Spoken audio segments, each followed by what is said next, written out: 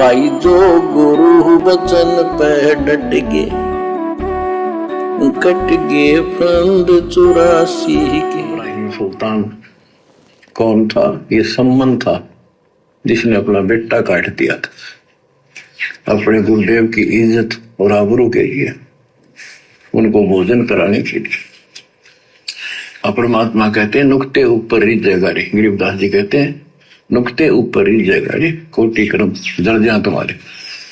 नुक्ते ऊपर रिझेगा रे कोटि कर्म जल जा तुम्हारे। इस प्रकार से हमारे पाप कर्मों का नाश होता है। खाली आरती करने से, भक्ति करने से, केवल इन विधियों से हमारे पाप कर्म नाश नहीं होते, बहुत थोड़े थोड़े होते हैं। लेकिन जब ऐसा कोई विशेष नुक्ता यानी परमात्मा भगत के सामने ऐसी परिस्थिति पैदा कर देता है भगत की परीक्षा के लिए, और यदि भगत उस परीक्षा में पास हो जाता है तो उसको कहते हैं नुक्ता। उसके ऊपर परमात्मा प्रसन्न होता है, दिल खोल के उसके पाप कर्मों का नाश कर देता है मालिक एक झटके में। तो ये नुक्ते थे। ये 2014 बरवाला कांड के बाद काल ने परिस्थितियां पैदा कर दी कि भगत राजनीति करने को मजबूर हो गए, लेकिन हम सत्सेवक बच गए। हमने ज्ञान को आधार बना लिया, हम इस परीक्षा में पास हुए, हमारा नुक्ता बन गया। गुंडों की सीबीआई जांच जबरदस्ती सतलोक आश्रम मैनेजमेंट हरियाणा ने करवाई। राजस्थान के गैंगस्टर आनंदपाल सिंह की सीबीआई जांच का समर्थन उसके समाज के लोग कर रहे थे, राजपूत समाज के लोग। जबरदस्ती भक्तों को राजपूतों की रैली में बैठा दिया अजमेर में और भिवानी में। कारण क्या था? जो गैंगस्टर था आनंदपाल सिंह, जो पुलिस एनकाउंटर में मारा गया था, उसका वकील था एपी सिंह। एपी सिंह को तो पैसा चाहिए भैया, चाहे उसको किसी शरीफ आदमी का वकील बना दो, चाहे किसी गैंगस्टर का बना दो, उसको तो माया चाहिए। और इधर सतगुरु रामपाल जी का भी वो पहले वकील था। उस एपी सिंह वकील ने काल प्रेरणा से सतलोक आश्रम मैनेजमेंट हरियाणा की और राजपूत करणी सेना वालों की आपस में दोस्ती करवा दी। अब राजपूतों ने कहा कि तुम हमारा साथ दो आनंदपाल सिंह की सीबीआई जांच के समर्थन में, और हम तुम्हारा साथ देंगे संत रामपाल जी की सीबीआई जांच के समर्थन में। यह इनका एग्रीमेंट था। और काल ने फोड़ दिए करम भक्तों के। तो वो नुक्ता था। परमात्मा देखना चाह रहा था, क्या मेरा कोई भगत ज्ञान को आधार भी बनाएगा, या देखा देखी भेड़ चाल में जाके उनकी मीटिंग में बैठ जाएगा। तो हम सत्सेवक इस परीक्षा में पास हुए, हमारा नुक्ता बन गया, परमात्मा प्रसन्न हो गया, करोड़ों पाप कर्म भस्म कर दिए। फिर आया हरियाणा जाट आरक्षण। काल ने तो कर्म फोड़ने थे। परमात्मा देख रहा था कि शायद अब की बार मेरे बच्चे ज्ञान को आधार बनाएंगे। फिर सारे के सारे जाट आरक्षण में जाके धरनों पे बैठ गए।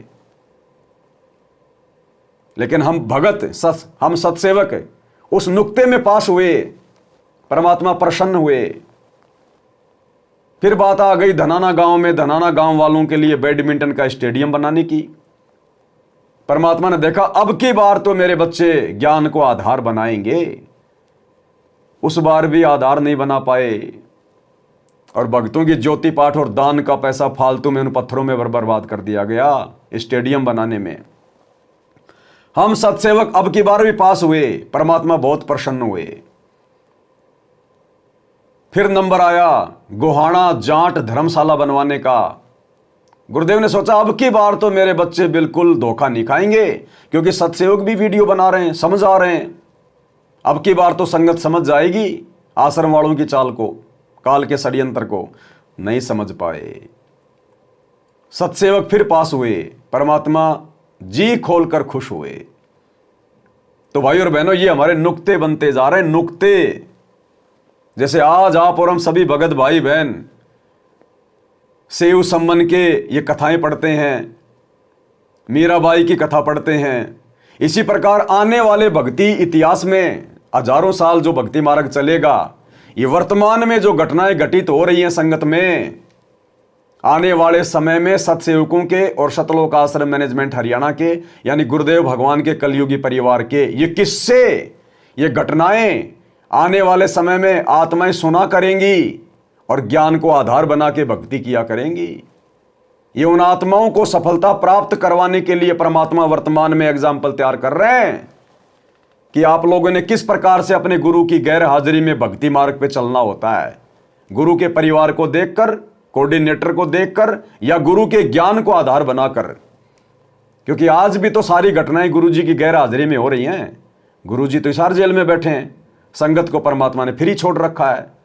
इसी प्रकार कल को गुरु जी सतलोक चले जाएंगे, तो उस समय इन घटनाओं को माध्यम बनाकर आत्माएं भक्ति करेंगी, सावधानी बरतेंगी। जैसे आज हम मीराबाई की घटना, धर्मदास जी की कथा, अर्जुन सर्जुन की कथा, सेव सम्मन की कथा, इन कथाओं को पढ़ पढ़कर आज हम सावधानियां बरत रहे हैं। तो भाई और बहनों, आप और हमारे मोक्ष में तो ज्ञान आधार से कोई संशय है नहीं, यदि आजीवन मर्यादा में रहे तो। और बाकी तो भाई भक्तों ने अपना जीवन बर्बाद कर लिया, ये जीवन तो बर्बाद कर लिया, आगे मालिक की मौज। अब उसके मन में, क्योंकि ये सत्संग इसलिए सुनाए जाते हैं कि आपकी आत्मा यहां से कति हट जाए और केवल सतलोक में आस्था बढ़ जाए। उसकी सतलोक में आस्था बढ़ी नहीं उस समय, और ये पश्चाताप करता रहा, हे भगवान मैं धनी होता, बेटा काटना नहीं पड़ता, हे भगवान मैं धनी होता। उस जन्म में भी मालिक ने उसको बहुत कुछ दे दिया था, लेकिन फिर भी उसकी वो इसी तड़प के कारण दे दिया, तो वो उसका जान का झाड़ बन गया, वो पार नहीं हो पाया। और फिर अगले जन्म में एक नौशेरवा नाम का बादशाह बना। परमात्मा कहते हैं वो छोटी सी सोच, भक्ति के विरुद्ध छोटी सी सोच उसके जी का झाड़ बन गया, वो पार नहीं हो पाया। अब सोचिए कितनी छोटी सी गलती भक्ति मार्ग में भगत को कितना नीचे गिरा देती है। तो इसी प्रकार हमने भी अनावश्यक डिमांड अपने मन में भी नहीं सोचनी है। गुरु से प्रार्थना करना तो दूर, हमने सम्मन की तरह अनावश्यक डिमांड जो काल प्रेरित हो हमने सोचनी भी नहीं है, अन्यथा सम्मन की तरह हम भी नीचे गिर जाएंगे, हमारे जी का झाड़ बन जाएगा। 70 गंज यानी 70 अरब संपत्ति थी, एक पैसा दान नहीं करे परमात्मा ने। वहां जाकर उसको झटका दिया तो थोड़ा बहुत दान करवाया, वही आत्मा अगले दिन में अब्राहिम सुल्तान अदम बना।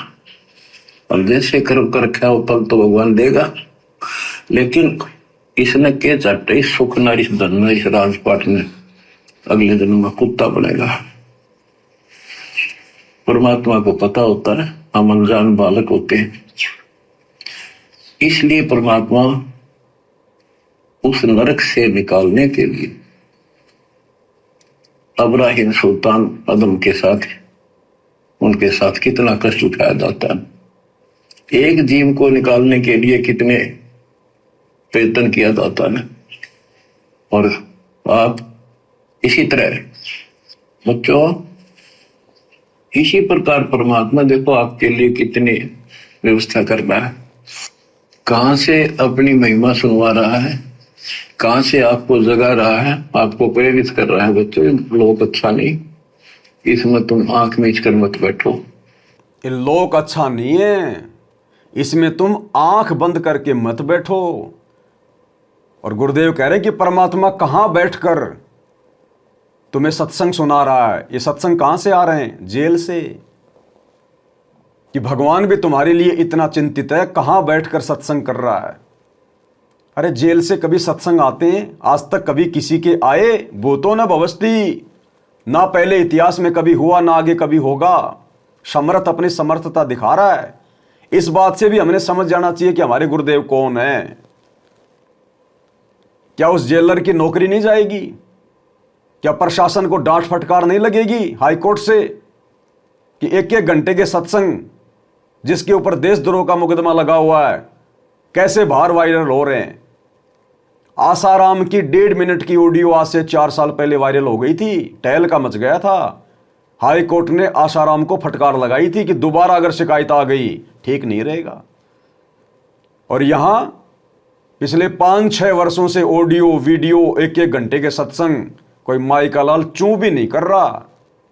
क्योंकि समर्थ जब तक नहीं चाहेगा कोई चूं भी नहीं कर सकता, चूं भी। तो इससे भी हमने समझना चाहिए कि हमारे गुरुदेव कौन है। आम संत हैं, परमात्मा के भेजे गए संत हैं, या स्वयं परमात्मा है। तो यह भी समर्थता का प्रमाण है यदि हम थोड़ा सा विचार करें तो हमने इस प्रकार से भी अपने गुरुदेव को पहचानना है। और गुरुदेव कह रहे तुम आंख मीच के बैठे हो। ये आंख मीच के बैठना होता है। इस भक्ति में आने के बाद भी गंदी राजनीति करना, स्टेडियम बनाना, आश्रमों पे आश्रम खोलना, जबकि भक्ति करने का समय था। पत्थरों में भक्तों का पैसा बर्बाद करवाने का समय नहीं था। हॉस्पिटलें खुलवाना, किस लिए? बीमार हो, एड्स के रोगी हो, कैंसर के रोगी हो, इतना डर लग रहा तो भक्ति छोड़ दो। अरे भक्ति से तो भगत निर्भय होता है, रोगी भगत निरोगी होता है। फिर तुम कौन से डर के मारे हॉस्पिटल खोल रहे हो? फिर ना तुम्हें अपने गुरु पे विश्वास, ना तुम्हें भक्ति पे विश्वास। अगर बीमार भी हो जाओ तो दुनिया में कितनी हॉस्पिटल है, वहां जाके एडमिट हो जाओ। आज से पहले क्या धनाना की हॉस्पिटल में तुम सब अपना इलाज करवा रहे थे क्या? तो ये काल प्रेरणा है। व्यर्थ में भक्तों का पैसा और उन भोली आत्माओं का समय मजदूरी करवा करवा के काल के द्वारा बर्बाद करवाना। तो ये आंख बंद करके बैठना है, आंख बंद करके बैठना। गुंडों की सीबीआई जांच, जाट आरक्षण, जाटों का भवन बनवाना, आश्रम में तरह तरह की ड्रामेबाजी, इसको परमात्मा ने आंख बंद करके बैठना कहा। भाई जो गुरु वचन पे डट के, कट गए फंद 84 के, कट गए फंद 84 के, कट गए फंद 84 के। भाई जो गुरु वचन पे डट के, कट गए फंद 84 के, कट गए फंद 84 के, कट गए फंद 84 के। भाई जो गुरु वचन पे डट के,